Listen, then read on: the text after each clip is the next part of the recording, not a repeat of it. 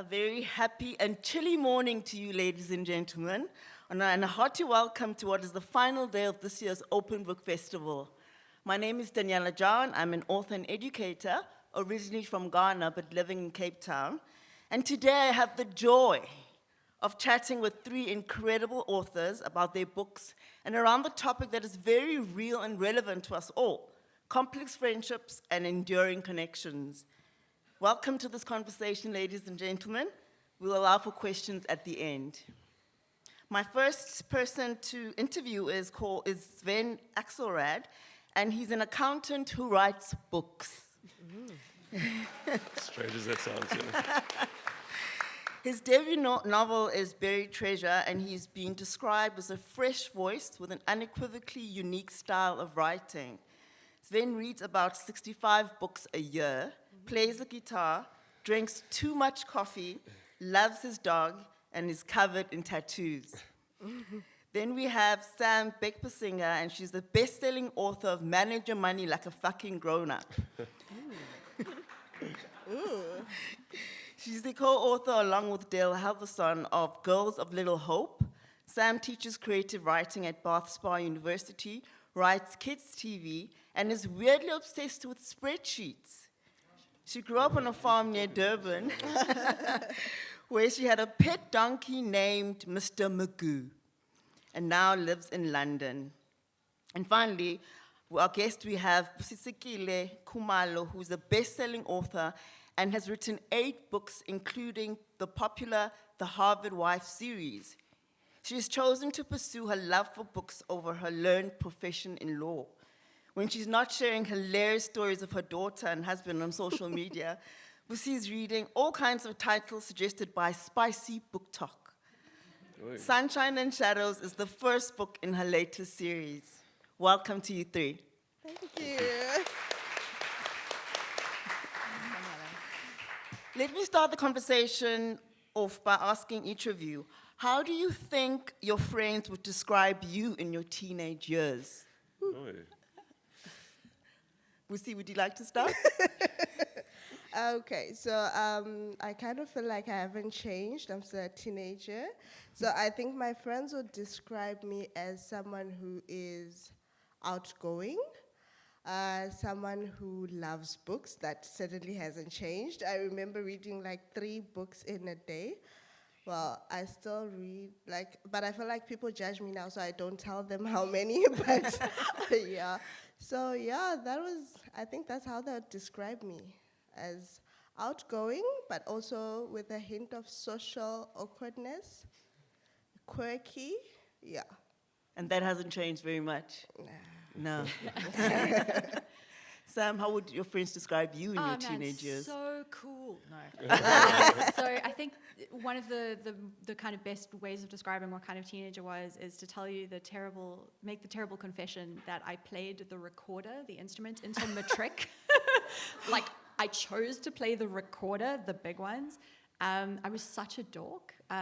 Me and my best friend, so I also grew up in Centurion, which is this, so basically to get to my parents' house, you basically had to go down all these roads, which were still named after apartheid generals, and I think they're still named after apartheid generals, like very verkrampte and weird and gross. Never felt like a place I fit. And thank goodness, the thing that saved me is that I met my best friend when I was 12, and we were both just giant dorks together. But we became really obsessed with Lord of the Rings to the extent that we taught ourselves how to write in Quenya, which is like the made-up language. I used to send each other notes in Quenya, and then we started writing like erotic fan fiction of Harry Potter characters. Anyway, I was so cool, guys. You were. So cool. Sam, what song do you learn on the recorder when you get really good in matric? Baroque music. For me, so my wife was looking at old photos of me recently, and she sort of looked at me in the 90s. I'm a teenager, long Kurt Cobain hair, shabby jersey, and she was like, I wouldn't have dated you. But I think she would have. It's the charm, you know? I think I was relatively taciturn, actually, like a bit of a moody kid. Probably, yeah, I was a musician, so playing the guitar and writing songs. I did write love letters for all my friends. They would come to me if they wanted to date someone. This is like in early high school, and they'd be like, "Can you write a letter?" So the writing thing kicked in from there, I think. Awesome. Sam, Girls of Little Hope has been described by Sam Humphries as a dark, strange, and joyful book about sticking by your best friends in the face of a monstrous world. Tell us, before we dive into the core theme, tell us a bit more about the book. So Girls of Little Hope was co-written with a good friend of mine, Dale Halverson, and it's a book about friendship that grew out of our friendship, which was kind of the thing that was magical about it. And so the premise of the book is it's about these three girls who grow up in this really conservative small town where they have to make their own fun. That's what happens when you grow up feeling like you're in the middle of nowhere. And one of the ways they make their own fun, it's the 90s, they make zines, but they also try to solve mysteries. And they get involved in a mystery that's a little bit darker, a little bit bigger than what they were prepared for, and then all three of the girls vanish, they go missing. And the book begins where maybe you'd expect the book to end, which is the day that 2 out of the 3 girls come back, but they won't say what happened, and they won't say where their third friend is. And that's where the book begins, and it's the mystery of what's happened to their friend. But really it's a book about identity, but it's a book about how disorienting those teenage years are. Being 15, you feel like you have no control over your life. It feels like you don't know who you are. You don't know anything about the world. Your body is kind of doing all this weird, monstrous stuff. Puberty's a nightmare. The world is kind of nightmarish to you in a lot of ways. And it's about how, for me, what got me through those dark years was my buddies. So it's really it's a love letter to friendship, really, more than anything else. Yeah. It's beautiful. Yeah. What kind of things kept you going? So you said in the book itself, they wrote a magazine on their own. I know in high school we started a band together. Oh my God. What did you do in your high school years just to keep yourself sane? Yeah, I mean, there was a lot of kind of playing make-believe, right? Which I think is, something your kind of writing started in your teenage years. I'm sure for all of us, right? Yeah. Writing is something that I think you do as a child, and some of us never stop doing, So a lot of what I remember doing as a teenager involved imaginative play in different ways. So whether it was the unbelievably cringy fan fiction we were writing, or also just kind of like, I remember spending infinite time kind of lying on, there was like a real patch of felt near our house, and we used to take our little like CD player Walkman thing and listen to Tchaikovsky because we were such dorks.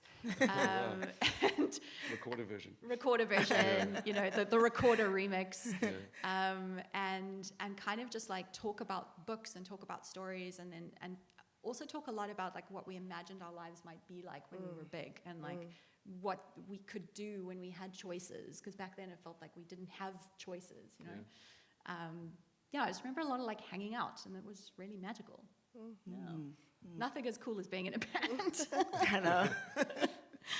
Busi, congratulations on launching your book, Sunshine and Shadows, last week. Yeah. Tell us a bit about the book. Okay, so I'm still a bit caught up in her story. Like, I want to blow this and just go read her book now.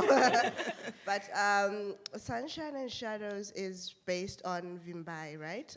She's a young lady, but it's not just on Vimbai. It's also about her friend Nosihle, who's also a roommate.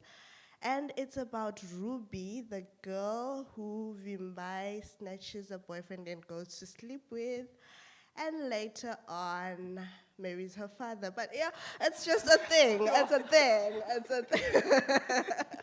So, but yes, it's about coming of age, the things that girls face, or young ladies, because they're all in their 20s, so you're at that point whereby you feel like you are just on the verge of something big, but at the same point, it's when reality really hits, because it's sort of, I remember I had a plan that by the age of 25, I'd be married, have a house, have a kid, and I think God was laughing when I was saying all that. So they're also at that point whereby they're about to graduate from college, you know. So there's a lot of choices that they have to make. And some of those choices inform how their lives pan out. So, and there's unlikely friendships which are formed from that, you know. Obviously, Ruby hates Vimba's guts, like, yeah, she has to, right? But then they do end up having some form of friendship. But yeah, it's basically about sisterhood, about agency, about coming into yourself, you know, into your power. And at times that includes pieces of you dying along the way before you get to that point. You know, like you sort of break down and then something comes out of those ashes of your breakdown. So yeah. It's amazing. So you dedicated the book to your queens and to the baddies, quote unquote, that aren't afraid of going after what they want and what they're looking for. Does that relate to anything that you've been through? Okay. Not really, but in the sense of Vimbai herself, she is a badass queen. Like, I am channeling my inner Vimbai. I would normally not rock something this, but this is, yeah, I was like, for Vimbai, I'm going to do this because she's that sort of a person. And maybe I also want to be a badass queen, you know? I also want to be unapologetic about what I want because Vimbai does what she wants, even if it's going to hurt the next person at times. And, you know, I worry a lot about other people before I worry about myself. So I want to teach myself to also know that I also matter. I also should come first. So I envy those queens. I want to be those queens, you know. So that was definitely where that was coming from. Yeah. It's great. Sven, your debut book, Buried Treasure, is said to be a masterful blend of magical realism, humor, and horror. Oh. Tell us about it. Tell us more about it. Yeah, it's a hard one to describe a little bit, but if you looked at the blurb on the back, basically, Vivo is a made-up town, and you've got a cemetery in the middle of it called the Treasury, and you'll have a little old man named Matthias running the Treasury. He's a very solitary figure, and his only company is a dog that he is accidentally named God because he's dyslexic and he got the tag wrong. So you've just got Matthias and God living at the cemetery, and things are going great, but he starts to bury everyone in the wrong graves because of his eyes have gone bad, which causes basically an administrative backlog to the afterlife. Something like if you imagined, I know it's strange, hey? Imagined you needed to go to Home Affairs to get a passport to get to heaven or wherever you might be going. And so he's got a problem to solve, and on literally page 1 of the book, he goes out walking and stumbles across a young girl that's sleeping in the gutter, homeless, and decides to bring her back and appoint her as an apprentice, probably just because her eyes are better than his. And it's about these 3 unlikely figures, you know, an old man, a young girl, and God, trying to solve this problem that they've made for themselves. And I suppose the reason I wrote it was it's a study of identity. Like you were saying about identity is these figures that are buried in the wrong graves have lost their names. They don't know who they are anymore. And I think, especially as Africans, we all meet each other. We all met each other just now, and we sort of introduce ourselves with a bit of a CV. You know, I'm this person, I'm an accountant, I do this, I do that. And I think we're looking for markers as to like who we are. You know, can we talk? Are we on the same page? But these markers are terrible ways to connect. And, you know, you find out I'm married, but you don't know if I'm a good husband, you know, if I wake up early and make my wife tea every morning, or if I speak badly, or, you know, you don't know that at all, you know. And so I was trying to look for a way to take away all that stuff and then sort of see who we are as we connect to each other in this very bizarre context. Yeah. Sure, that's great. So who would you say influenced your books, Sven? Or what? This is a very hard question. I've kind of, I'm not a planner, so I literally just absorb as much information. I get a little bit obsessed about stuff, so I'll listen. There's a big Bob Dylan influence in the book, and I'll listen to Bob, obsessively, until at some point I feel like it's like a storm cloud of ideas and craziness, and there's Roberto Bolaño and all these things, and I'll read and I'll chat to everyone, and I don't know what's happening. I don't know what I'm going to make it, and the cloud gets bigger and bigger, and eventually it bursts, and I start writing. And so it's impossible to say if there's something that influenced me. But I was 20 years old, traveling to see my dad in France, and at an airport bookshop, I picked up a book just because it had a cool cover. I'm that person. And at that point, I'd never thought about writing a book seriously. And when I read that book, I remember having an epiphany and putting it down and thinking, I will write a book, and this book is the book that's changed everything. And then as you do with all your epiphanies, I forgot about it for about 10 years until I actually wrote the book. But yeah. Sure. Journalist Julie Beck, who wrote The Friendship Files, she believes in the idea that friendships may be more important than romantic relationships, and that friendship is the key relationship in the 21st century. What are your thoughts on that? Sam or Pussy, do you want to start? Well, I feel like, with the romantic relationship, there's parts of you that you don't want your partner to see, There's parts of you that, like, I know I would not want my husband to read what I read, ever, ever, ever, ever, ever, because he's probably gonna feel some type of way, not intimidated, because my book husbands are very hot, so I don't want him to feel that, but no. But there's also parts of me that only a friend can understand, especially if you've been with that friend since you were like a young person. And also, my friends are the people that I can go to, like I can spend months or years without speaking to them. But when we speak, it's like I just saw you yesterday. And I can call my friends and talk to them on the phone for like 4 hours, 5 hours, and we're just talking. And you don't even know what you're talking about, but you're talking, So it's sort of, there's parts of you that you share with friends that you can't share with your partner, And there's a space that friends hold for you that no one else can hold. So I agree with that. I do, yeah.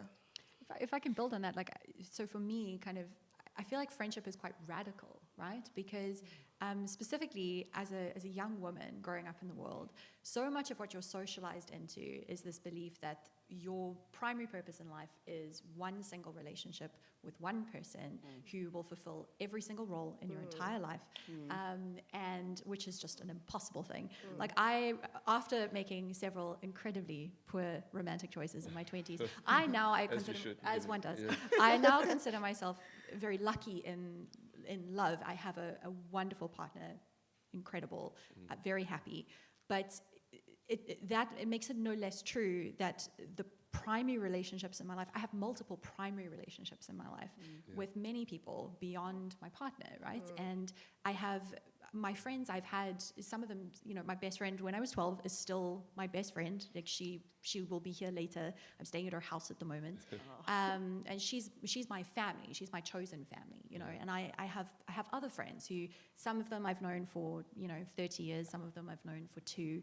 And I think just there's such an abundance of love in the world. And I think there's something very radical about of opening yourself to caring for people, also just allowing yourself to be supported by a community of people, which is just a much more kind of natural way for humans to be, rather than this kind of actually historically very recent idea of like your romantic partnership, that's your only person that you're allowed to depend on in any kind of way. It just doesn't work, it's bad for that partnership as well.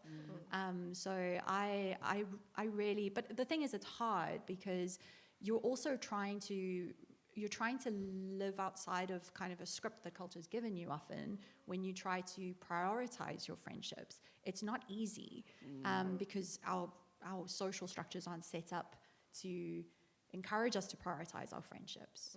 So yeah, it's quite radical, I think, to do so. I love that. Well, I mean, Busi and Sam have said just about everything there.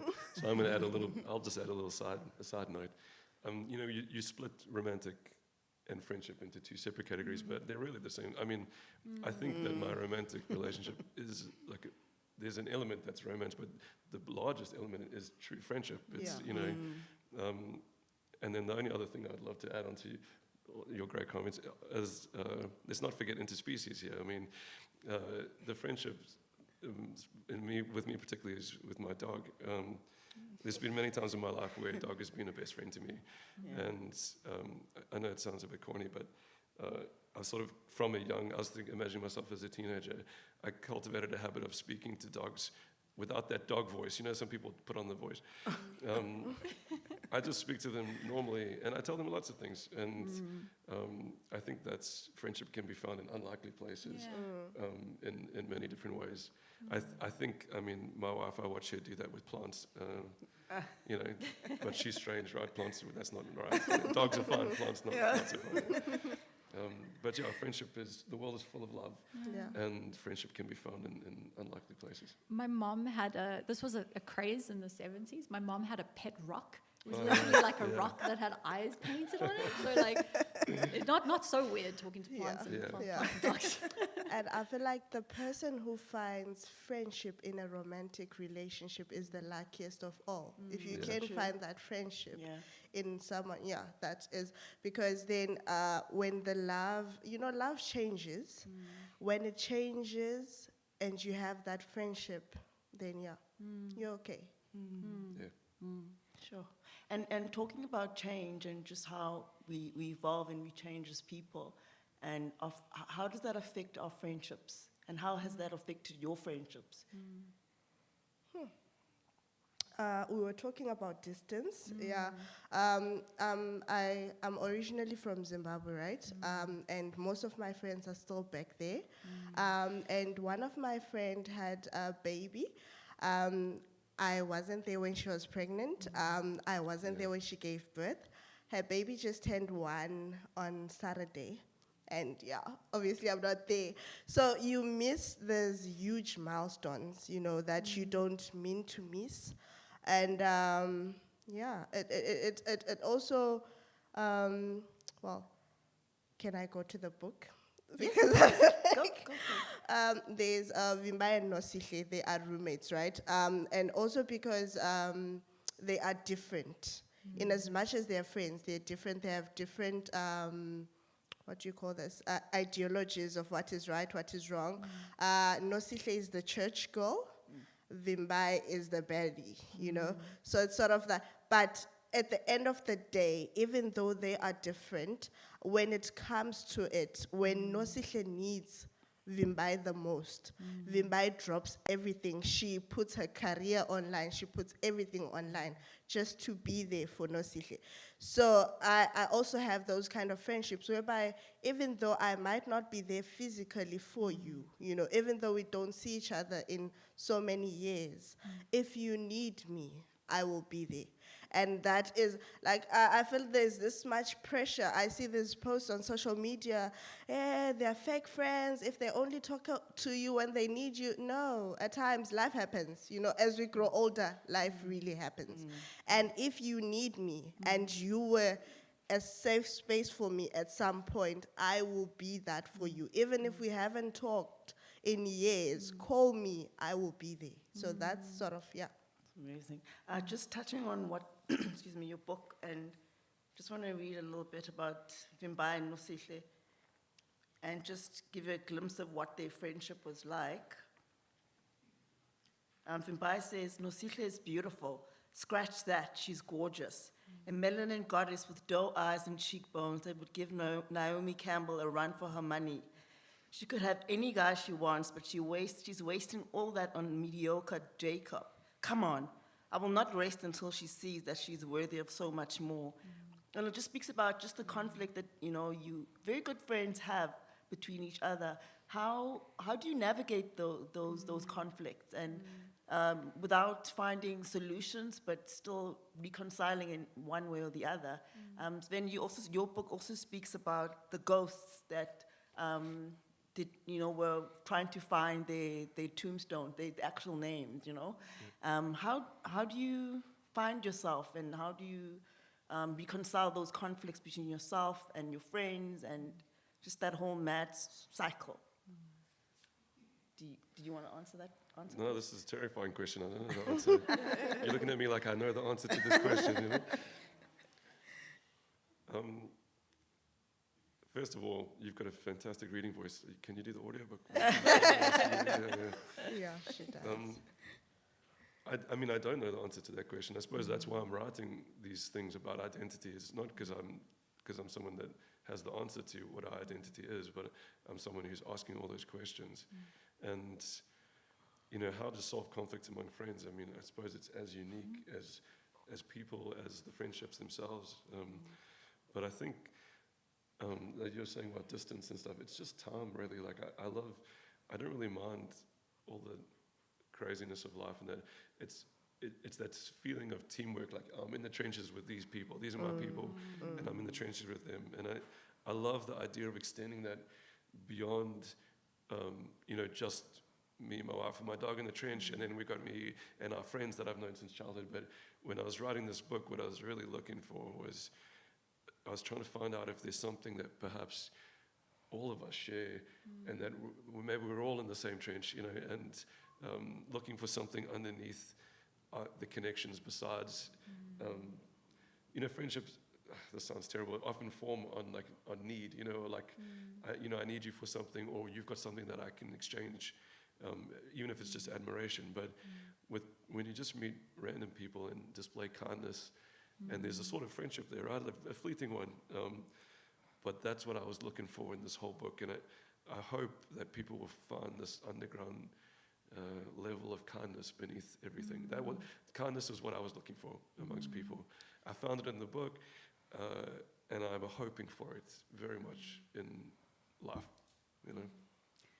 Can I build on that one? So I love what you're saying about kind of recognizing or extending this thing and seeing kind of the humanity in others. So I've had some really heartbreaking, devastating conflicts with friends, and times where I've walked away from friendships, and times where I've taken. There was a year me and one of my close friends didn't speak and then reconciled, and they have been some of the worst heartbreaks of my life. You know, and they're things we don't really. They're not things we write sad love songs about. You know, it's like a heartbreak of a friendship has ended, and it's devastating. And one of the things I find myself doing often, my partner calls it my tendency to bogart. So there's this mythological creature from the Harry Potter books, where it's like this creature that becomes your worst fear. And I bogart when I have a big fight with someone in my head, and then I imagine the worst possible things that they would say to me, and then I get increasingly angry with the bad version of them that exists only in my head. And I find that, you know, with everyone, often what happens when things go wrong is we have projected so much onto them. And one of the things that I am constantly still trying to learn to do is to actually approach conflict with curiosity, and actually listen and be curious about what I have misunderstood about someone else's intentions, what I've misunderstood, where I'm not actually engaging with the person, I'm engaging with my projection about who that person is, and actually looking at the person. So that's your spell. What's the spell? Ridiculous. I don't know. Ridiculous. Which is a laughter thing, right? You know, you've got to realize that you are also an absurd thing. I love what you're saying about projecting our feelings or whatever. So at times you might feel as if maybe there's times when you're very needy as a person, right? And you're not really articulating what you're going through. But then you expect your friends, you know, and they don't know. So you are now projecting your insecurities on them. You're now projecting your fears, your anger, you know, and at times you're bleeding on the wrong people. And so there's this thing that we now do. We're cutting off toxic. At times, you're the toxic one. We just don't want to admit it. At times, I'm you the are the baddie. toxic one, you know? And just. Yeah. Lovely. It's lovely, it's powerful. Sam, I just want to read an extract from your book before I pose the next question to everyone. Sounds so good. Oh, I know. Yes.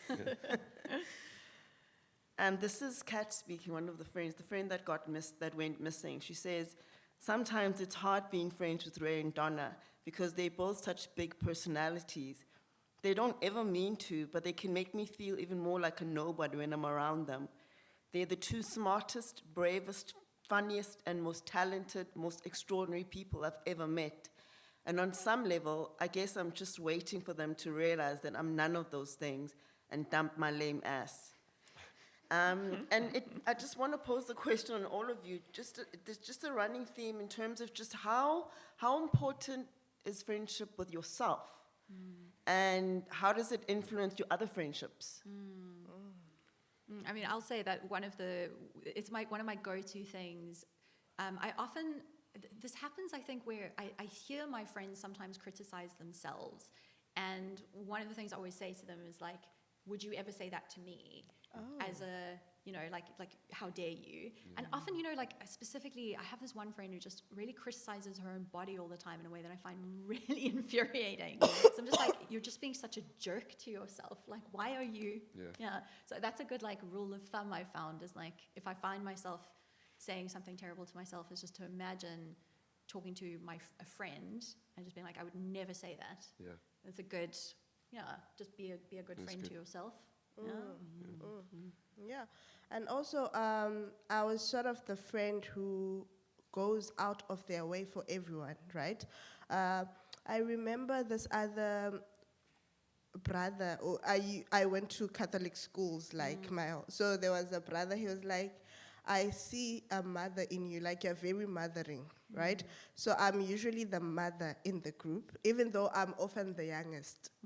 So, but I do have that. So when you're a mothering person, you often always go all out, and then it's so painful when it's not reciprocated, like on friends' birthdays, I would go all out, make sure your birthday is special and then on my birthday, I'd get a measly, oh, happy birthday, and then maybe they post you on your status, and then you're like, okay, and so it's sort of, so then I started doing all the things I used to do for my friends, for myself on my birthday.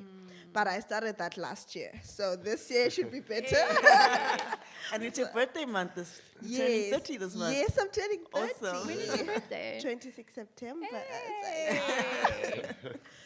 So yeah, I'm slowly building up to being the person I was to my friends, to myself, pumping myself up, hyping myself, and doing all those sweet things that I usually do to others and do them to me, I have this thing, my daughter, every year for her birthday, I do a photo shoot. I make sure she has a dress, and this year I have already booked my photo shoot. Yes. I've done the cake, because, I like it.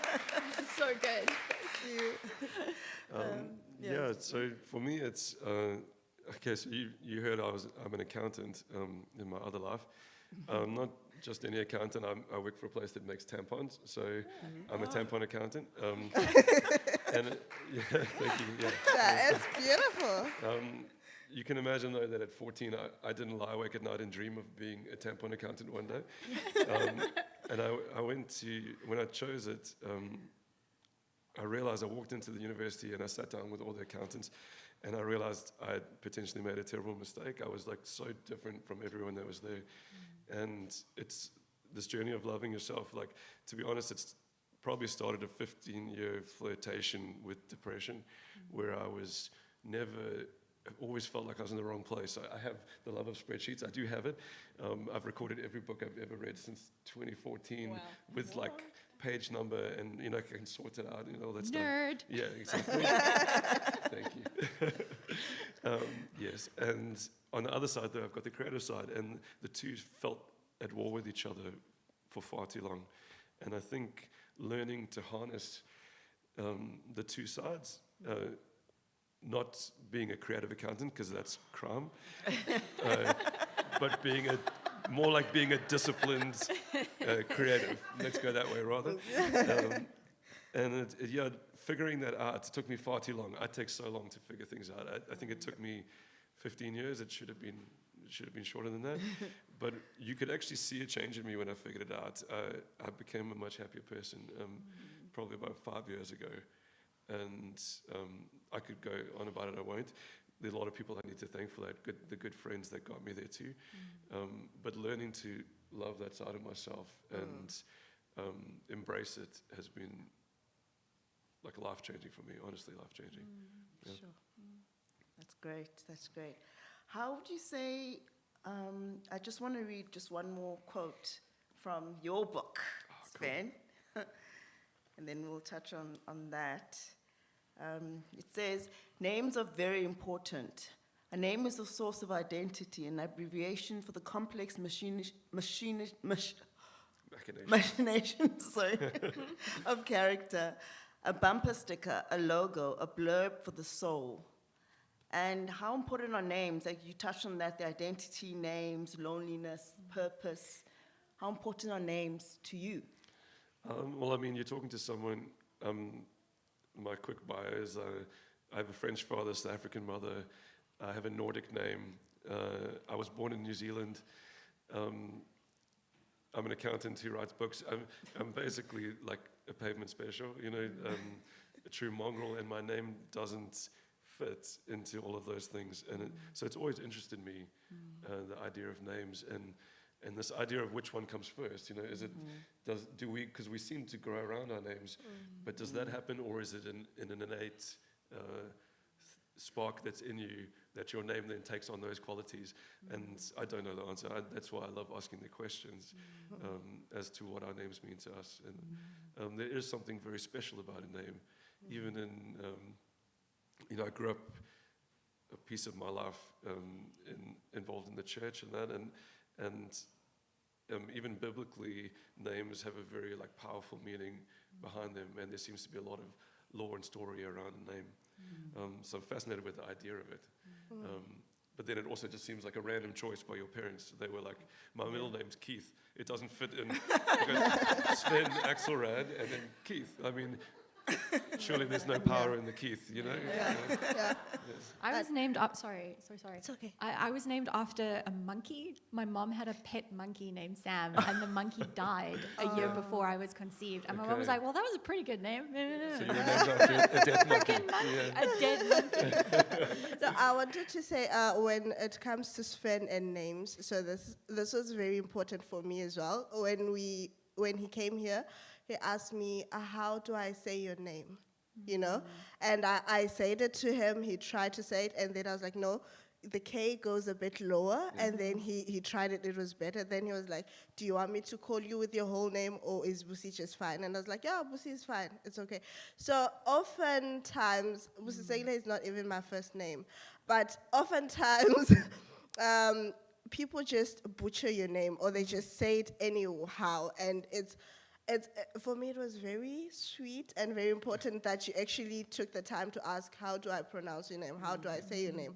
What do you want me to call you? Because whenever we say something by name, we give it power, So if you were raped or whatever, if you pussyfoot around it and say, no, I didn't want it, you are depriving it of that power. But if you call something by its name, you are giving it power. So if you call my name properly, you are giving me that power to say, I see you. Yes. Yeah. That's wonderful. Yeah. That's great, sure. So my other question now to you all is, people say that, there's a saying that people come into your life for a season, a reason, and for a lifetime. What are the ingredients of a lifetime friendship or lifetime connection? Because you also spoke about how friendships evolve, how people change over the years. And there's also a TikTok craze about the 7 friends, the 7 kind of friends, What kind of friend are you? And then what are the ingredients for a lifetime friendship? Well, no, Sven? go, No, Sven, I jump don't in. know that. Go ahead. Yeah, you had the dead monkey story. It was hilarious. Well, I think I like what you were saying, Sven, about how you don't have answers, you just have questions. Yeah, because similarly, I don't think I have answers. I think but it's a great question. I think one of the things is, I think you were saying earlier as well, Daniela, that people change. And I think that if any lifelong relationship has to allow space for people to change, respect that people are going to change, have curiosity about the ways that we change together and apart. I don't know. I think it's okay that friendships sometimes end. It's okay that people drift apart. And also, life is very short, but also life is very long. And there've definitely been people who I felt like something was over. I felt like a time was over. And you actually never know when your paths are going to reconnect in the future, which is also, I think, why it's just really important as a general life rule to just not be a jerk to other people. It's actually a very small world, and we all live in a very small village, ultimately. And don't be a jerk. And it's important not to center yourself in a friendship, right? When Nosihle and Vimbai start their friendship, Nosihle is very judgmental of Vimbai. She's very, there's a part whereby she tells people in a nightclub that you aborted your kid, and she doesn't even know that it wasn't an abortion, she had a miscarriage. But because Vimbai never actually told her, and because of the character that Vimbai portrayed, she sort of came to that conclusion, right? And I hate Nosihle as a friend in the beginning. I was like, and a lot of people hated her as a friend.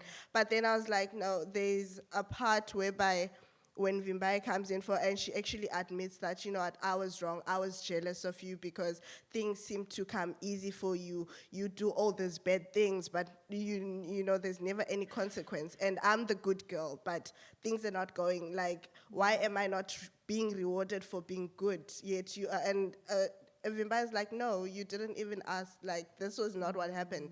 So at times, we center ourselves, when someone is going through something and maybe your friend has become distant, instead of you asking, why are you distant? Oh, so she's ignoring me now. Now I don't care. So that's centering yourself. Why are you centering yourself? Why are you not asking your friend what is happening? Instead of you centering yourself, no, I had so-and-so saying such a thing. You immediately center yourself. No, okay, so she thinks she's better than me. When did she say that? So at times we center ourselves and then that kills the friendship. So at times it's okay to take a step back, people go through different seasons, right? And maybe in that season of your friend's life, they don't need you. They need you to take a step back. There'll be a season when they'll need you to be in the forefront, and that's still okay, right? Don't center yourself or let everything center around you. Yeah. I think just to build on that, I think there are specific skills in our lives. We're kind of never explicitly taught some of the most important skills for our lives, and I think one of the most important sets of skills to have in one's life is conflict. It's a skill that you can learn, you can practice, how to argue well and fairly, how to listen and understand the things that you've failed, and how to apologize well and properly and sincerely, because there will be conflict in any lifelong important friendship at some point. Yes. You will mess up, and you will have people mess up at you. And we don't learn, I don't think we spend enough time talking about what does healthy conflict look like? How do you resolve a problem? How do you apologize when you've been the baddie? Shan? Sure, I've been married for 13 years this week, and Shan's yet to apologize to me for anything. I'm teasing. I love everything you guys are saying. I have a lot of friends that have left the country very recently, so I'm busy auditioning for new friends. So we'll see what the qualities are I'm looking for. But I've always been like a small crew of good friends. I know a lot of people, but a small crew of good friends, and we'll spend a lot of time sitting around talking about hypothetical nonsense. It's probably where I get a lot of these crazy ideas from the book from. And I think what you were saying about curiosity, you've said it twice today, is such a lovely thing to always be curious about your friends. Never assume that you know everything about them, because we're all curious and we're all changing. And to keep asking, and with hypotheticals, it's great because someone will give an answer, and the answer is not important. It's why. Like, why did you say that? So just spending time, and something to actually do with the book that I learned fairly recently. I'm a relatively private person. I keep my things close to my chest, and learning to share. I easily share wins, but not so easy to share disappointment. It's my worst emotion. Disappointment has got to be the worst emotion, hands down. Yes.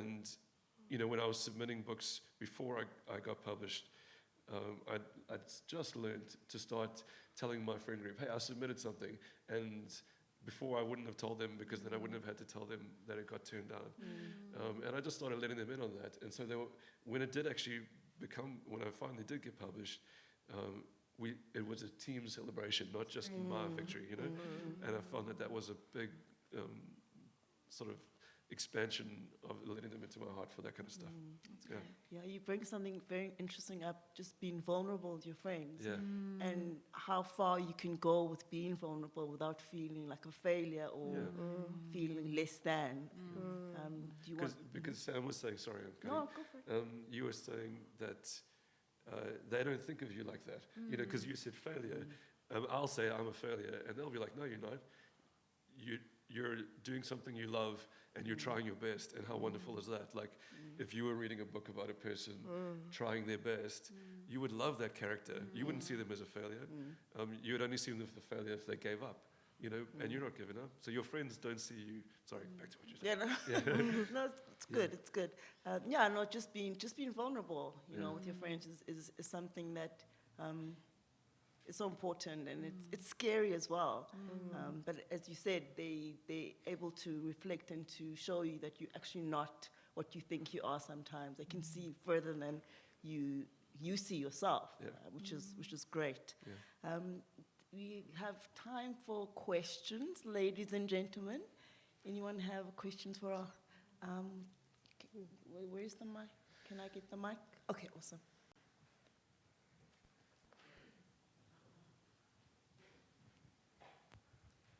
Hello, everyone. Thank you. That was the most sort of charming, warm, uplifting, friendly, beautiful conversation. And Sven, I'm ready to audition for your friend. I'm desperate to know what the book was at the airport, and whether there was a book for Sam and Busi, whether there was that book that changed everything. So I'll happily tell you, it's called Senor Vivo and the Coca Lord by Louis de Beneres. It might be de Bernier. He's the guy that wrote Captain Curly's Mandolin. That book itself,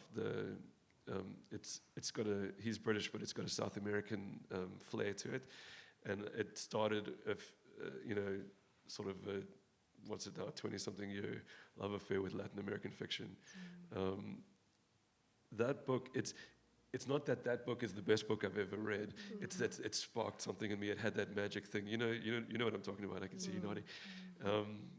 And it was something magical. It was a roadmap to me. I saw my own voice. I didn't have a voice yet. And it took a long time before I eventually did. And I don't sound like that book. It's not, but it woke me up. It's the only thing I can say about it. Yeah. Do you guys have that book? Okay, yeah, for me it was probably Purple Hibiscus by Chimamanda Ngozi Adichie. Like that is the book of hers that I go back to again and again, because the way she spoke about a lot of issues without really, and because it wasn't really in your face, but she spoke about Nigeria in a way that made me, the political unrest, the patriarchy, the everything, like those issues are there, but she told it in a way that it was almost like she's just talking about a dysfunctional family, right? And so for me, that is important in my stories, that I can talk about issues like that are important issues that are happening, but at the same time I don't want it to feel like this is a political lesson or whatever. I want you to enjoy the story. Like when you're looking at Vimbai, it's just a story about girls, but then I do touch on what is happening in Zimbabwe, the economic death, the political upheaval, everything, but it's wrapped up in a spicy kind of package. So yes, And your book was very spicy. I love a bit of spice. So yes, so for me, that book was a very powerful thing because I feel like a lot of African books are very heavy for me in terms of they are very political, they are very historical. I love history, but I don't like in class. Like when I sit down and, okay, let me learn about the history, but through a story. So like, don't teach me, but don't teach me. Like, am I making sense? Yeah. It does, yeah. I don't know that I have a specific book, but there was a book that I did think about a lot or Dale and I also discussed a lot as we were writing the book together, which is a book called We've Always Lived in the Castle by Shirley Jackson. So Girls of Little Hope is horror, which is something I feel everyone should know before you. It's not for everyone. If it gets a bit gory, a bit scary. That sounds great. Yeah. I love it. Like go. And Shirley Jackson, I think, is one of my favorite horror writers because she's incredible. Yeah. But because I think there's so much humanity and so much warmth in that horror. And for me, horror, although it's kind of a really dark genre, it also, because it's so dark, it kind of is almost more important that it's balanced out with humanity and warmth and lightness, you know? And I think that book particularly, what I loved about it is, to your thing about, it's about girls behaving really terribly, you know? Like they're just, in a way that kind of I hadn't seen in fiction. I read it when I was quite young. I hadn't seen characters that were just so villainous, but kind of not punished for that. And there was such joy and kind of like how awful they were. And I remember there's a reference to that book at the end of Girls of Little Hope, because that was something that definitely imprinted quite deeply. Was that your coming of villain story? Like when you imaged a villain, it walked the villain. Yeah, it was my villain origin. Love it. It's like I should poison everyone. You know, you say like horror's not for everyone, but mine's not in the horror genre, but I do think if this was a campfire and it was, we were all sitting around the campfire, we wouldn't necessarily tell a romantic comedy story to each other about how, someone met and they didn't like each other, then they did like each other. You tell a horror story. It's what you tell. There's something like... It's very elemental. Yeah, it is. It's elemental. Yeah, I love it.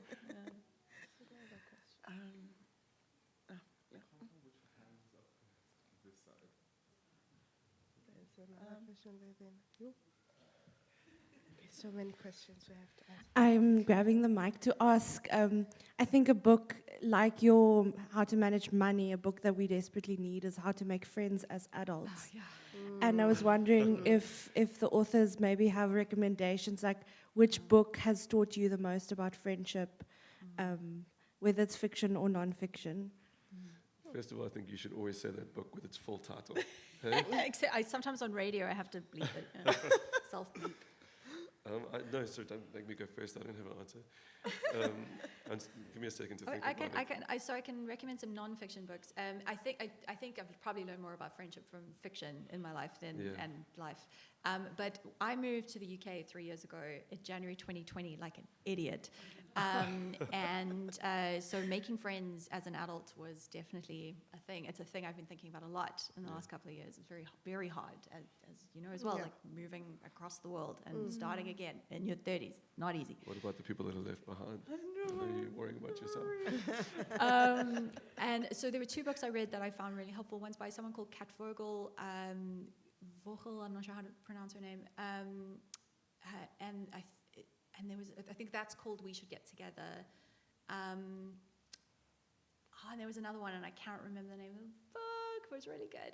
I have a new book out, which is about moving to the UK, the process of moving to the UK, and I mention on my website what the other book is. So if you want to go check there, they were the two books I found helpful.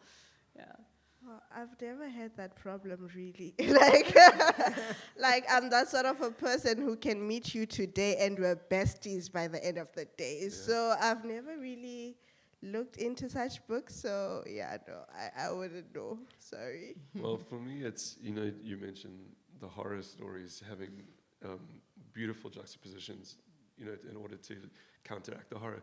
There's a horror book called Summer of Night by Dan Simmons, and it's young friends, and that book, the friendship between those young people is very special to me. And the other one, this is a confession, is maybe The Perks of Being a Wallflower. There's something about it, I don't even want to talk about it. It's the one thing that I watched, my wife says I'm dramatic, and I'm not dramatic. Not outwardly, but when I watched that film, actually, before I read the book, I ugly cried in the shower. I went to the shower, and you know, all real men do, they're crying in the shower, right? And I did a Backstreet Boys, you know, tears. And, but there's just something so beautiful about, it's not just friendship, it's about people honestly trying their best. Like, there's a huge vulnerability we were talking about in friendship, and those characters are really trying their best and failing, and my heart just goes straight out to them. Yeah. You had a question? Oh, I think they're both there.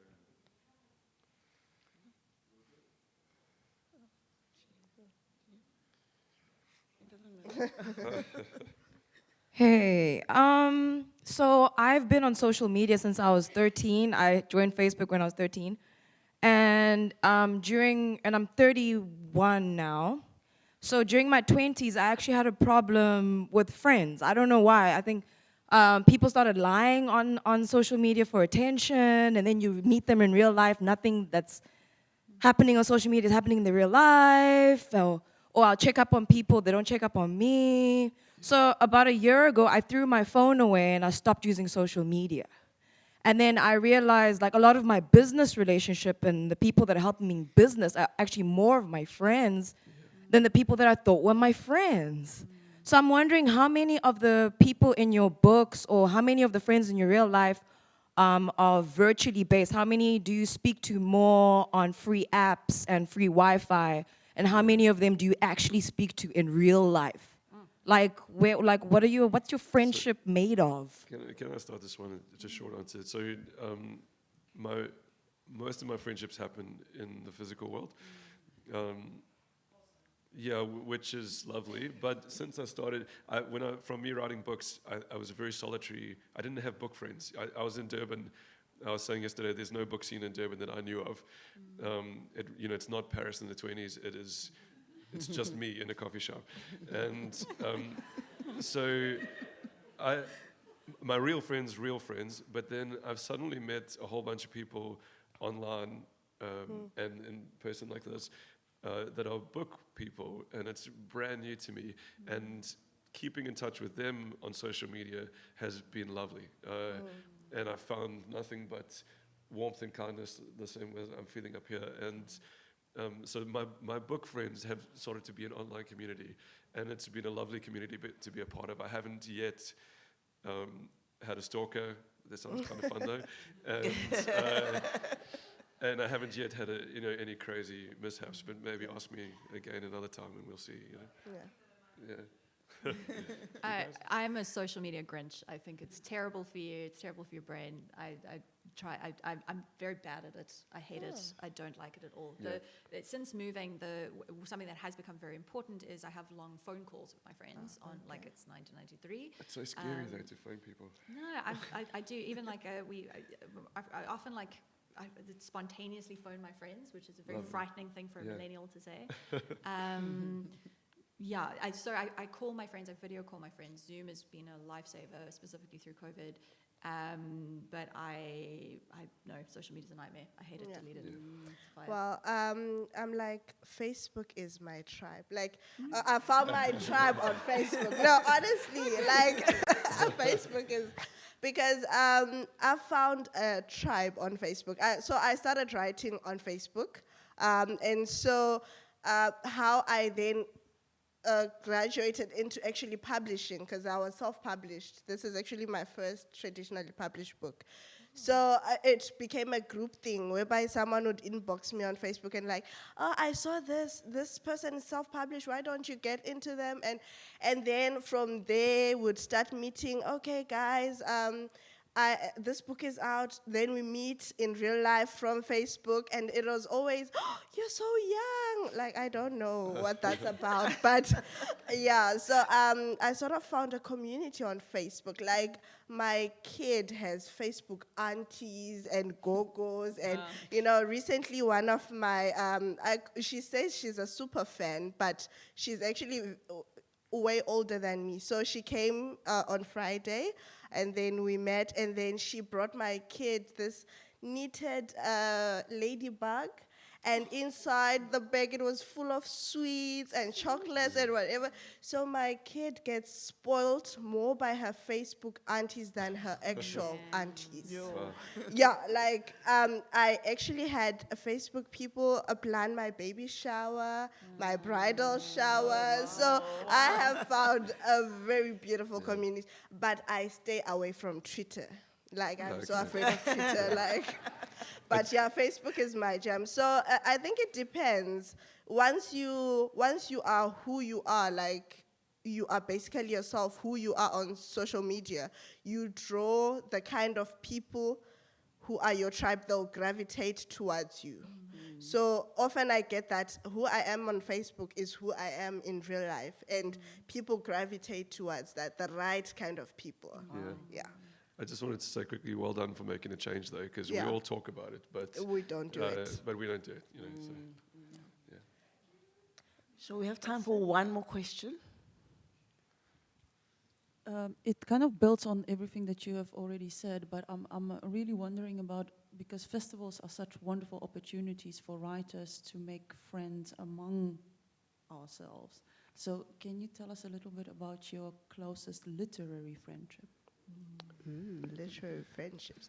Okay, so at times it's hard because there are some authors who see you as rivals, and I'm like, how does that work? Because even if I were to publish like 5 books a year, readers read a book in like 3 days. So they'll need another author at the end of the day. So really, I can't keep my readers and say, these are mine. You can't have them. You can't have them. These are mine. So I find such rivalry, I find it, it's impossible, because why are we fighting? There's so many readers. And I love pulling resources whereby we can. Recently, I was in a romance evening, right? So it was like 6 romance authors, South African romance authors, and we had like 200 people. And I was like, I would never pull such a crowd on my own, right? So I do have authors who we talk and we are friends, but then some end up thinking you're a fan of them because you're always praising them, then I quickly withdraw. Because I'm such a fan girl, but I don't want to be treated as a fan at the same time. Like, yes, I might hype you up, but then don't take it as in I'm sucking up to you. It's not. I'm just, That's great. So, yeah. Honestly, I think that like the biggest reason I became a writer was so that I could meet other writers, because I love writers. They're my favorite people. I love festivals like this. They're just great. So I have made friends with as many writers as I can. One of my best friends in the world. Are we friends now? Yeah. Do I need to audition? No, Okay. you're I can play the recorder. I hope that's the skill you're looking for. So one of my best friends, and I've been so lucky. I think one of the great things about being a writer in South Africa, particularly, is it's a small writing scene. Yeah, it's which a means small you can community. meet everyone. It's like there aren't these big. I think in America, like when I spoke to American writers, there's this real sense of like, well, there's like the famous people, and then there's like, and here like everyone's buddies. It's great. One of my dearest friends is a writer, and she moved over to the UK as well, and she's my neighbor. I couldn't survive, but we have a little studio space together because writing's very lonely. So it's great. So Sounds like a sweet deal. Yeah, I was a huge fan of hers before I met her, and then we had this really funny meeting because I had obviously read every single thing she'd ever written, but I was trying to play it cool. So we were like at a coffee shop, and I clearly have no cool. So I was at a coffee shop, and I was trying to pretend I kind of didn't know anything about her. And she was like, yeah, I'm working on a book. And I'm like, oh, interesting. Yeah, tell me about it. What do you write? And then like at some point I just like, I messed up because she said something and I was like, oh yeah, that was like that thing that you did in 2022 when you blah, blah, blah. And I was like, she was like, So I got away with it though, we're still friends.